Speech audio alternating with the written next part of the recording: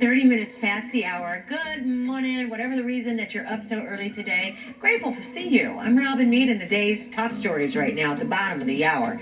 We'll start with this one, that President Trump's expected to hold his election night party in the East Room of the White House.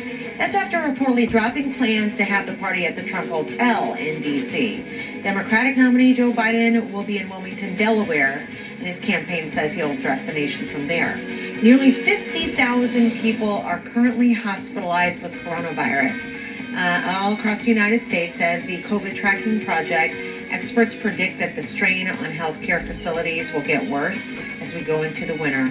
Almost 100,000 new infections were reported Friday, breaking the record for any other nation. Starting on Wednesday, if you travel to New York, you got to get a COVID test before and after you arrive. So this policy replaces the old 14-day quarantine there. After you arrive, you're going to be required to quarantine for 3 days. Then you get another test. Then, if that second one's negative, then you're free to go about your biz. It doesn't apply to people, though, living in the neighboring states.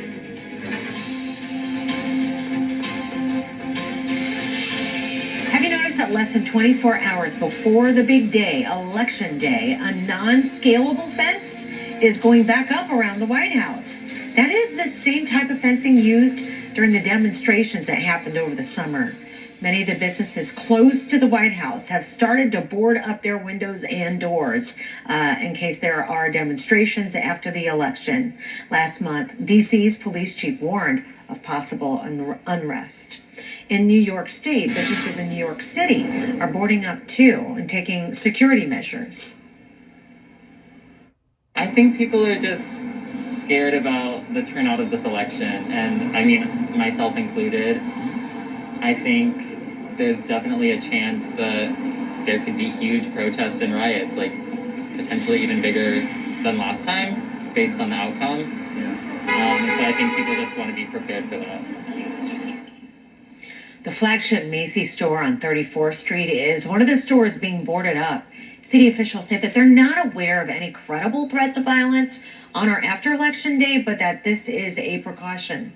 In the critical battleground state of Pennsylvania, the Pittsburgh Post-Gazette has endorsed President Trump. They write, "We believe Mr. Trump, for all of his faults, is the better choice this year. We wish we could be more enthusiastic. And we hope the president can become more dignified and statesmanlike," unquote. Alexandra Field is in Pittsburgh, and she points out this is the first time that the editorial board has endorsed a Republican in like nearly 50 years. More on the significance of this.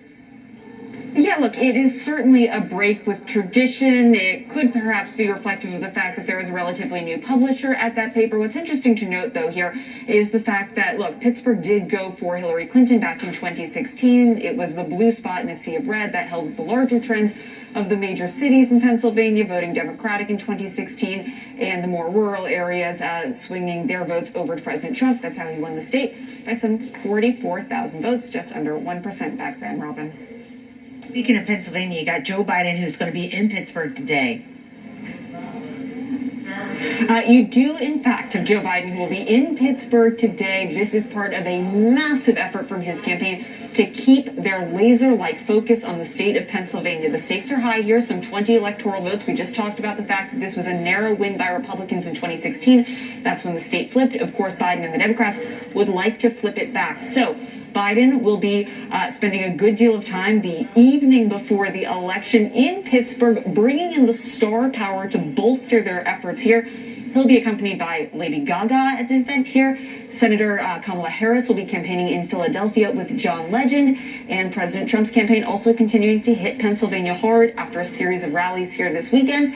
The president, who's on a 4-state swing today, will also be making a stop in Scranton, Pennsylvania. This is a notable announcement that mail-in ballots arriving after Election Day in Pennsylvania will be counted. Okay, so Pennsylvania is a state that we're watching closely, and it's a state that we could be watching for a good amount of time, maybe a few days after the election, as it turns out. Look, this is a state that doesn't have really any significant history of early voting. As a function of COVID, they made mail-in ballots available throughout the state. 3 million people applied for those mail-in ballots. 2.4 million people have already returned those mail-in ballots. But state law requires that the ballots can't be counted until Election Day. Now some counties are saying that they won't start counting ballots until after Election Day. On top of that, you have a state Supreme Court ruling that has allowed for ballots to be received as many as 3 days after the election, so long as they're postmarked by Election Day. That's been challenged by the Republicans. The Supreme Court of the United States has allowed the state Supreme Court decision to stand, but those ballots, while they are being counted, they will also be segregated because, Robin, you can be sure that these will be subject to further legal challenge. Alexander Field in Pittsburgh, thank you so much. So President Trump suggested that he may fire the task force Dr. Anthony Fauci if President Trump, gets reelected.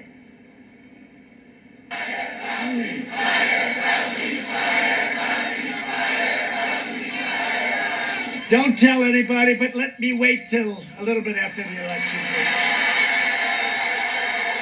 I appreciate the invitation. So you heard what the crowd was doing there. The doctor had criticized the administration's handling of coronavirus in a Washington Post interview. For his part, he said that the Democratic nominee Biden is taking it seriously from a public health perspective, but he felt that the president is focused on the economy and reopening the country, unquote. So the White House responded saying it's unacceptable and breaking all norms for Dr. Fauci to choose days before an election to play politics, is how it put it. But it says, however, the president has faith in Dr. Fauci and that Fauci remains on the task force. Now, Fauci has served under 6 different presidents, you should know, and experts point out President Trump actually doesn't have the power to directly fire Dr. Anthony Fauci. Hours before the election, a refrigerator-sized asteroid is expected to whiz by Earth because it's 2020. The chances of it entering our atmosphere are less than 0.5%, says NASA. But there's a chance. If it does, it's too small to do damage, they feel. NASA has been tracking this asteroid for a couple of years now. But it's today it's supposed to come by.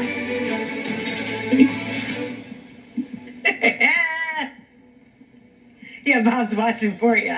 Good morning, Bob. Hey, good morning. I mean, nothing phases me at this time. If you want to say aliens are going to come down with a super long probe this time, I'd be like, yeah, sure, why not? It's been 2020.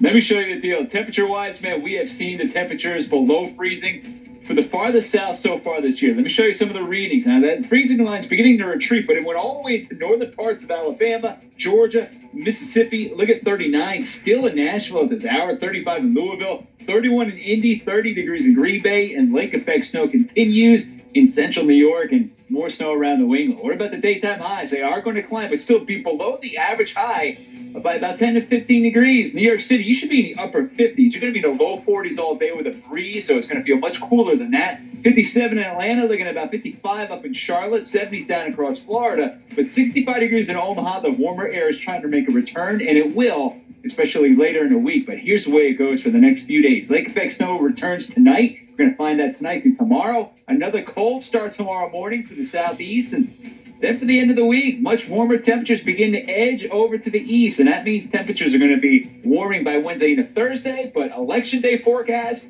still cool, but dry for most of us. A little lake effect snow around New York State, some rain around Portland and Seattle, but that's about it. You talk about a nice election day forecast. Pretty good for almost everybody. Not so good in Spokane. Let me show you the video coming in from over the weekend. A little breezy out there.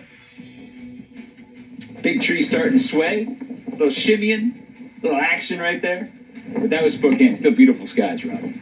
More details on Hurricane Ada. Where's it going? That's coming up in about a half an hour or two. Rob. Ada, ETA. All right, thank you. Got it. Singer Leanne Rimes bears it all to